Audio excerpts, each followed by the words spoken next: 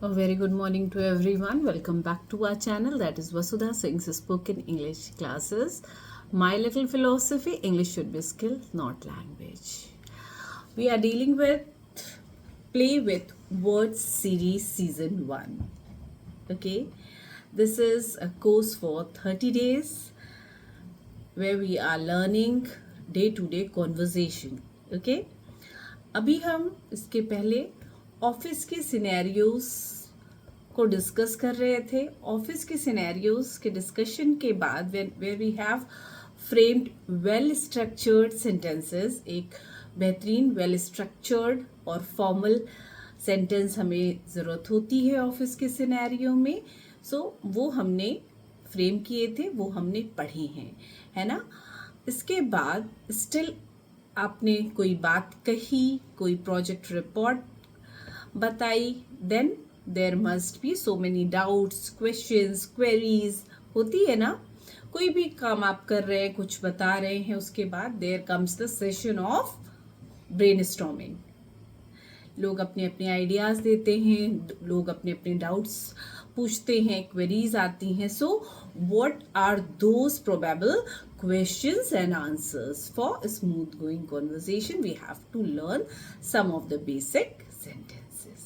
Okay, चलिए, अगर आपने कोई बात रखी ऑफिस के सामने, कोई प्रोजेक्ट रिपोर्ट रखी, एनीथिंग, है ना, इसमें then you are having some questions, queries. Okay, चलिए, so what will be the probable sentences? One by one we will be dealing with it.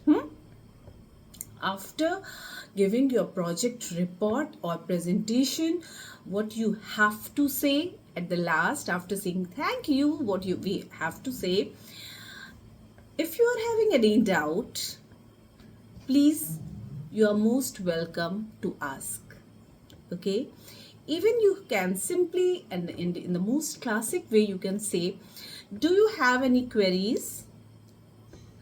या आप कह सकते हैं, do you have any questions? कोई सवाल है क्या आपके पास? Is there anything left unclear? क्या कोई ऐसी चीज रह गई है जो स्पष्ट नहीं हो पाई है? Even you can say, do you need any further clarification on it? क्या आपको और स्पष्टीकरण की जरूरत है इसके अलावा? Are there any other concerns? और कोई चिंता की बात है, कोई कंसर्न है, कुछ डाउट है? Do you have any further queries? Don't hesitate to ask. मतलब अगर आपके पास किसी भी तरीके के कोई प्रश्न है, कोई क्वेरीज है, कुछ आप जानना चाहते हैं, तो कृपया पूछें. किसी भी तरह से हेजिटेशन की या संकोच की जरूरत नहीं है. Okay, then here comes when you ask for the doubts, obviously ढेर सारे queries will be coming. So what are those questions which we can ask? Okay, you can even ask, what's the reasoning behind this decision, sir? Okay, मतलब क्या तर्क है इस जो भी आपने डिसीजन लिए हैं, जो भी आपने प्रेजेंटेशन किए हैं, सो उसके पीछे की रीजनिंग क्या है, क्या है तर्क, क्या है, मतलब, है ना. What's the reasoning behind this decision, sir? It seems unfair. ये कुछ अनुचित सा लग रहा है. Okay, then what could be your answer? है ना, जब आपने किसी ने पूछा इस निर्णय के पीछे क्या तर्क है, क्या रीजन है, what could be your answer? थोड़ा डिप्लोमेटिक होके आपको क्या करना है. It varies from person to person, आप क्या प्रोजेक्ट रिपोर्ट दे रहे हैं, है ना. But you can say, let's iron out the wrinkles and discuss and resolve the issue. मतलब let's iron out the wrinkles, मतलब चीज़ों को, जो समस्याएं हैं, जो क्वेरीज हैं, जो प्रश्न हैं आपके मन में, उन चीज़ों को चलिए बातचीत के द्वारा हल करते हैं. Okay, so how will you say? Let's repeat once again. Let's iron out the wrinkles and discuss and resolve the issue. Once again, let's iron out the wrinkles and resolve the issue by discussing. Okay. Next could be, what's the rationale of the policy? Even you can say, sir, what is the rationale for this policy? मतलब ये जो भी नीति या जो भी policy है इसका क्या तर्क है ना? क्या कारण है, क्या तर्क है? The answer could be the same. Even you कोई आपसे पूछ सकता है, what's the basis for this argument? किसी तीसरे ने इंटरप्ट किया, what's the basis for this argument, sir? Yeah, even you can say, what is the logic behind this decision? I don't understand. इसकी क्या जरूरत है, मुझे समझ नहीं आ रही बात. Okay. Answer could be, let's get to the bottom of it and understand the root cause.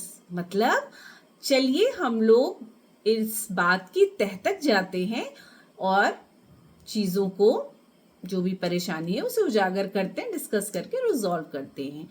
I'll repeat once again. Let's get to the bottom of this issue and understand the root cause. बात समझ में आ गई? Let's get to the bottom of it and understand the root cause. Okay? बस आप इतना भी कह सकते हैं. This is an idiom. Let's get to the bottom of it. Let's get to the bottom of it मतलब इस बात की जड़ तक जाते हैं. Okay? मतलब इसका यही है. Okay? Even you can ask, what's the thinking behind this plan? आप मतलब ये जो प्लान है इसके पीछे आपकी क्या सोच है, ये कैसे बढ़ेगा, या ये फला काम करने से क्या इफेक्ट आएगा मार्केट पे, क्या ग्रोथ करेगा नहीं करेगा, है ना? What's the thinking behind this plan? Answer could be the bottom line. Bottom line मतलब मुख्य बात. The bottom line is we need to work together as a team. ठीक है?